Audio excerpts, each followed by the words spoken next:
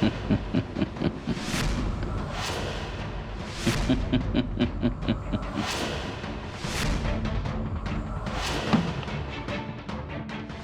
समजा त्या गुरुजी पायी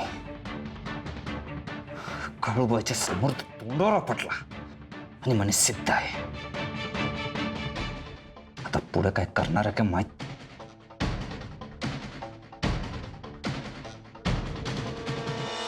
फोटोतला केसला भेदू माया सगळ्या दिवसाची कळा केसाची काळ.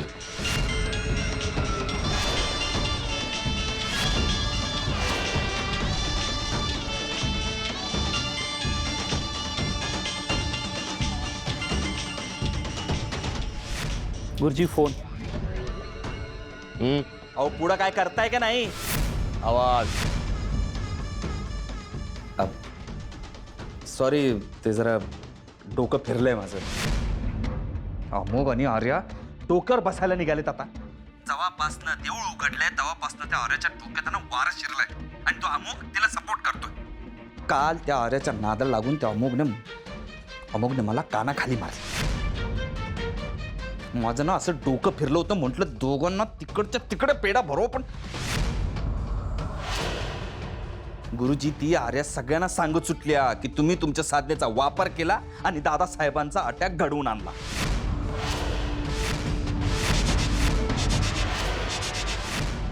मी पण तिला बजावून सांगितलंय की तू गुरुजींबद्दल किती काही बोल, आमचा त्यांच्यावरचा विश्वास कमी होणार नाही. आम्ही त्यांच्या पायाची धूळ घेत राहणार. माधवला मी अटॅक आणला असं म्हणाल. मूर्ख आहे ती, एक नंबरची मूर्ख आहे ती. गर्व झाला तिला. या गर्वाचं हरण करायलाच पाहिजे.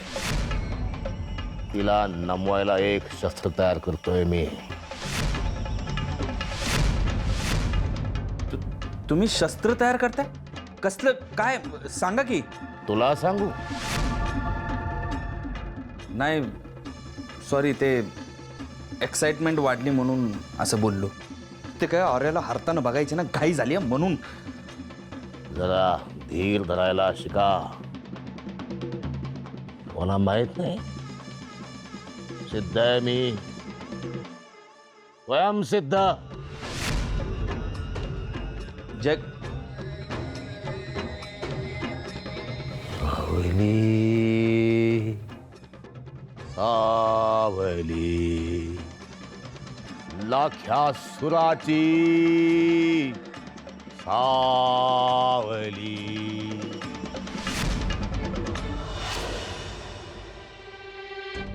आत्या, भिंतीवर नीट लावलेला अमुकच्या आजोबांचा फोटो अचानक पडला. खूप वारा आला, हार निखळला, फोटो पडला, तेवढ्यात मी पकडला. पण ही कोणत्या संकटाची चाहूल आहे तेच कळत नाहीये मला. नेमक्या आजी आणि काकू डॉक्टरांकडे गेले आहेत. नाही पण याचा अर्थ कळल्याशिवाय मला चैन नाही पडणार. हंबीरराव पाटलांचा मारेकरी शोध. काय म्हणालीस? हंबीरराव पाटलांचा मारेकरी शोध. म्हणजे आत्या? म्हणजे फोटो पडला आज अमुकच्या आजोबांचा. पडला नाही, पाडला पाडला. पडला. दोरी नाही, काळूबाईने नाही पडला, मारला. पडला. आत्या शांत हो. आत्या शांत हो, शांत हो.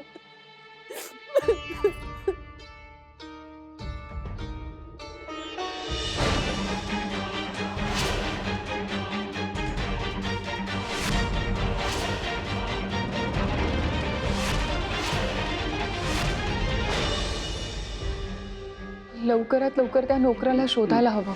आजींशी बोलते मी. तू ठीक आहे? हां ठीक आहे. तू हे बघ, मला लगेच घरी जाऊन आजींशी बोलायला हवं.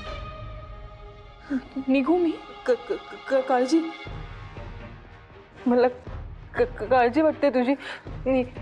नको काळजी कर. घरी माझी काळजी करायला आजी, काकू आणि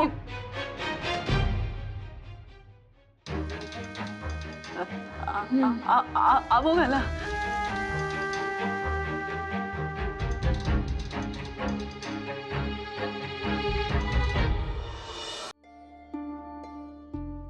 तू दर्शनासाठी तर आला नाहीयेस. नाही, शेतातून घरी चाललो होतो. म्हटलं जाता जाता काहीतरी खायला घेऊन जावं मंदात्यासाठी. मी ऑलरेडी मंदात्यासाठी काही कपडे आणि नाश्ता घेऊन आले होते. पण दे. थँक्यू सो मच अमोघ. मला खूप बरं वाटलं तू मंदात्याचा विचार केलास. नको विचार करू का? माझ्या घरातले तुला इतका त्रास देतात, तरी सुद्धा दादासाहेबांना बरं वाटावं म्हणून त्यांच्यासाठी काढा केलास ना. माझ्या घराला तुझं घर समजलंस ना. मग तुझी आत्या माझी आत्या नाही का होऊ शकत? अर्थात आता आत्या इथे कशी आली? या गावात तुझे आजोबा कुठून आले? तुझ्या या गावाशी तुझ्या बाबांचं काय कनेक्शन आहे? मी वेळ आल्यावर सांगेन अमोघ तुला. आपण खाऊया.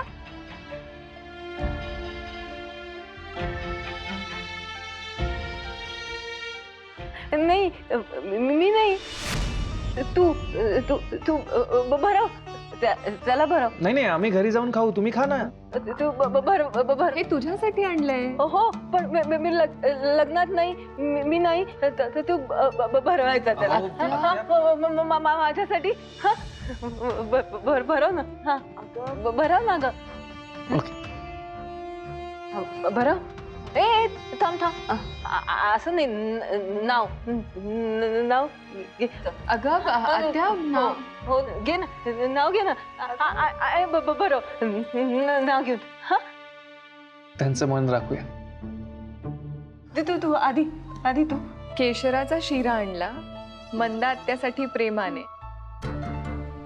अमोघला भरवते काळूबाईच्या साक्षीने.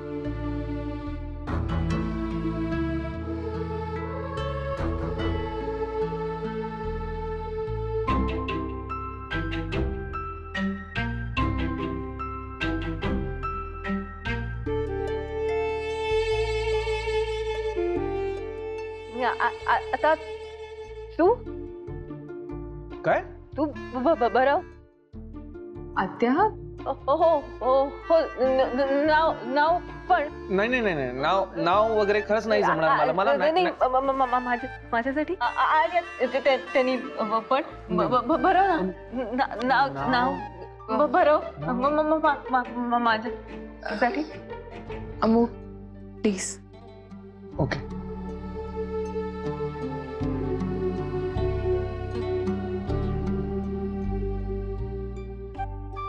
तुमचं प्रेम आणि आशीर्वाद सदैव राहू द्या आमच्यासाठी. प्रत्येक संकटात पाठीशी उभा राहणार यासाठी.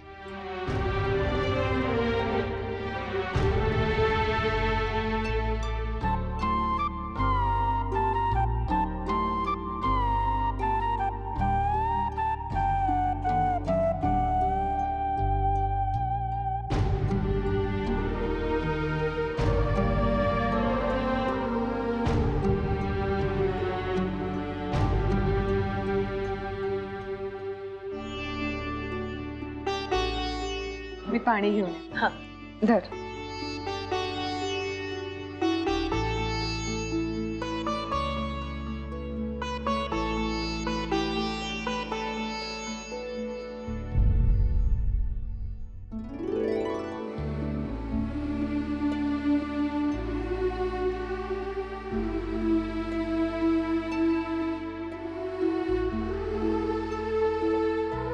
खूप छान वाटतंय मला अमोघ.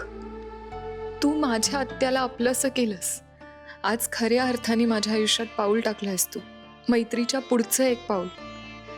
या नात्याला नाव नाही देणार मी आत्ताच, पण मन जसं सांगतंय तसंच वागायचं आपण आता. मलाही तुझ्या घरात काळूबाईची पुन्हा स्थापना करायची, सगळ्यांच्या मनात भक्ती जागी करायची आणि हंबीरराव पाटलांचा वारसा पुढे न्यायचा. त्यासाठी जे करावं लागणार आहे त्या रेफरन्समधला क्लू मिळालाय मला आत्ताच, आणि आजच तो शोध घ्यायला सुरुवात करणार आहे मी.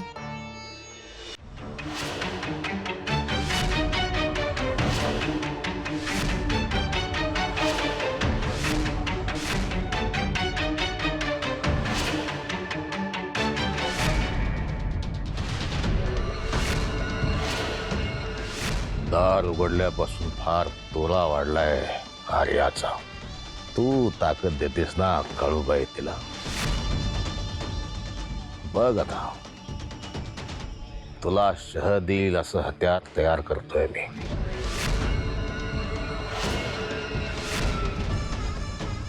पण मला घाई केली पाहिजे.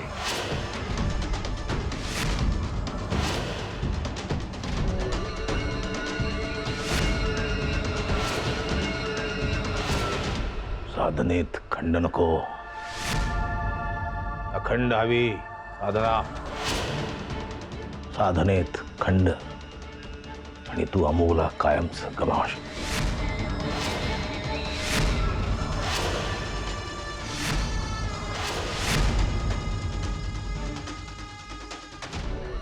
चित्त एकाग्र कर दादा. एकाग्रता वाढव. चिन्ह दिसायला लागले. दे कुठल्याही क्षणी तू शक्ती ग्रहण करशील. उठला कॅसो बेधुमाया सगळ्या जडसाची कुरळ्या केसाची काजळ बुक्याची चुटी.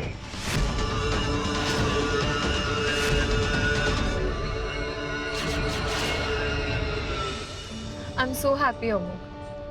नेहमी मंदात त्याच्या सेफ्टीचा विचार त्रास द्यायचा मला. संकेत पंडित दादा जवळ आहे, आई बाबा एकत्र आहेत, फक्त मंदात ते एकटी होती. पण आता देवळात ती सुखरूप आहे. खूप खुश आहे मी. आणि लवकरच मी आई बाबांना विराटच्या तावडीतून सोडवणार. मग संकेत, आई बाबा, मंदात त्या सगळ्यांची भेट होईल. त्या कल्पनेनेच खूप बरं वाटतंय. आई काळूबाई, कधी येईल तो दिवस? काळूबाईचं माहित नाही, पण येईल. लवकरच येईल. कारण प्रत्येक गोष्ट तू डेडिकेशन आणि डिवोशनने करतेस. काळूबाईची भक्ती असो, एखाद्याची मैत्री असो, सगळंच. कधी कोणावर प्रेम केलंस तर ते असं जीव ओतून करशील ना? केलं असतंस. तुझ्यावर जीवापाड प्रेम करते मी, पण ते तुला कळतच नाही अमुक. काय बोललीस का तू? नाही.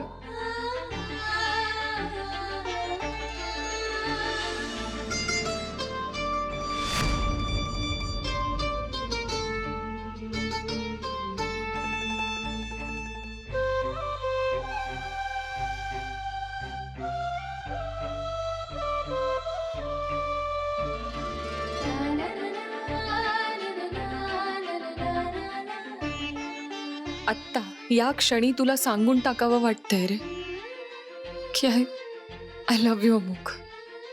माझं मन सारखं तुझ्याकडेच का ओढ घेते कळत नाहीये मला. मैत्रीचं नाव देतोय मी, तुला प्रोटेक्ट करण्यासाठी माणुसकीचं नाव देतोय, पण स्वतःचीच समजूत घालतोय का मी? There is something more. नाही नाही आर्या, कंट्रोल कर स्वतःला. सईपासून दूर गेला असला तरी सईवर प्रेम आहे अमुकचं अजूनही. तू स्वतःला त्याच्यावर लादू नकोस, जास्त हर्ट होशील. असं काय जे मला तुझ्यापासून दूर जाऊ देत नाही? मी स्वतःशीच बोलायला घाबरतोय का? नाही अमुक, हा तू नाही आहेस. फेस कर स्वतःला आणि फिगर आउट कर की आर्याबद्दल तुला नक्की काय वाटतंय.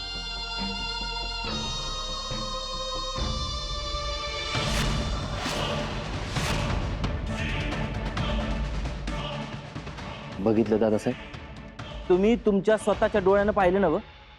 हे समजा असं चाललंय. बघील तेव्हा दोघं बी बरोबर असतात. ती आर्या तर लई शानी आहे. एकीकडं ती गुरुजींच्या विरोधात आहे. सगळ्यांना सांगत फिरतीया की तुम्हाला अटॅक आला तो त्यांनी घडवून आणलाय. आणि आता दुसरीकडं सईला पाठवलं मुंबईला. आता काय रान मोकळं. आता अमोघला प्रेमात पाडायचे प्रयत्न सुरू. आणि अमुक पण बघा की तिच्या माग मागे फिरतोय. आईसाहेब, तुम्हाला दिसतंय ना समद? वय रे बाबा, समद दिसतंय आणि कळतंय. काय करणार आता? आपलंच नाणं खोटं असल्यासारखं वागतंय. काय मोहिनी केली आहे ना त्याच्यावर मला काही समजना झालंय बघ. हीच मोहिनी आता भेदायला हवी आहे शालिनी.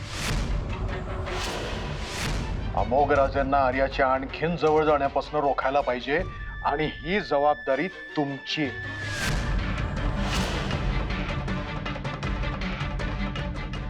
वय आता अमोघ आणि सईला जवळ आणावंच लागल. तर त्यांना जवळ आणल्याशिवाय मी गप्प बसणार नाही. बघतेच.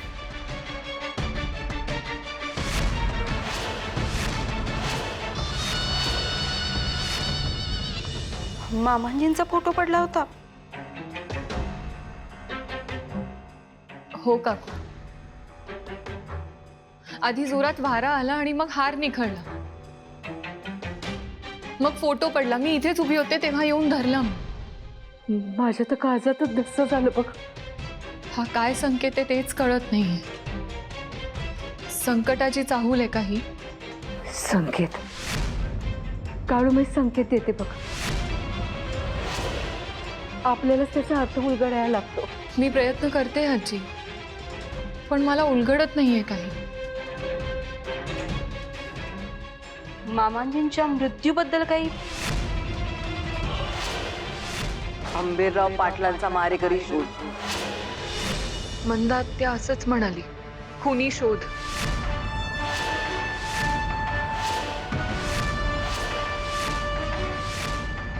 वय वय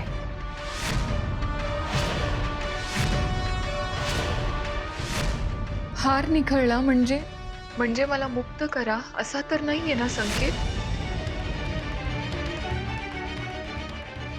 त्या दिवशी धनांच्या डोक्यावर झुंबर पडलं तेव्हा त्या विराटनं काळूमाईवर आळ घेतला. मला माहित होतं त्या विराटनंच एखाद्या नोकराला सांगून ते झुंबर पाडायला लावलं असणार.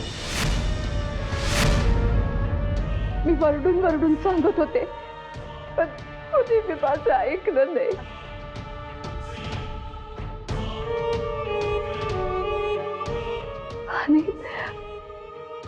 आणि मी ते सिद्ध बी करू शकले नाही. तू पुरी तू सिद्ध कर. म्हणजे गुन्हेगाराला शोध आणि शालीनं समोर उभं कर. आईंसमोर? होय. एकदा खरा गुन्हेगार सापडला ना म्हणजे काळूमाईवरचा आरोप दूर होईल बघ. आणि पुन्हा अंध्या तिची स्थापना या घरात करता येईल. पण त्यासाठी तुझ्या बरोबर शालिनी हवी. अगं घरातली करतीबाई आहे ती. म्हणजे आता ती तसं चुकीचं वागतीये पण ती जे काही करते ना समजा घरासाठी करतीये. आणि म्हणूनच काळूबाई बद्दल तिचं जे मत आहे ना म्हणजे चुकीचं आहे ते दूर व्हायला हवं. हो म्हणजे ज्या घटनेचा आधार घेऊन काळूबाईला या घरातून या गावातून हद्दपार केलंय त्या घटनेचं सत्य जर सगळ्यांना कळलं तर सगळे निरुत्तर होतील. आजी मला सांगा, ज्या नोकराने हे केलंय त्याचं नाव गाव काही आठवतंय का? म्हणजे काही माहिती आहे तुम्हाला?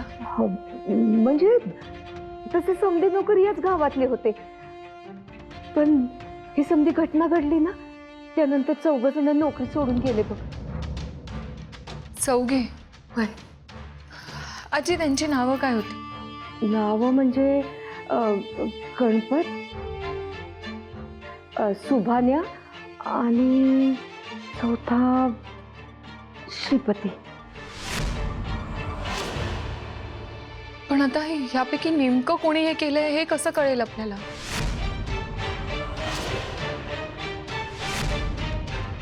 पोरी आपण खरा गुन्हेगार कोण हे शोधतोय खरं पण समजा विराटनं पुरावा राहायला नको म्हणून त्या गुन्हेगाराला मारून टाकलं असेल तर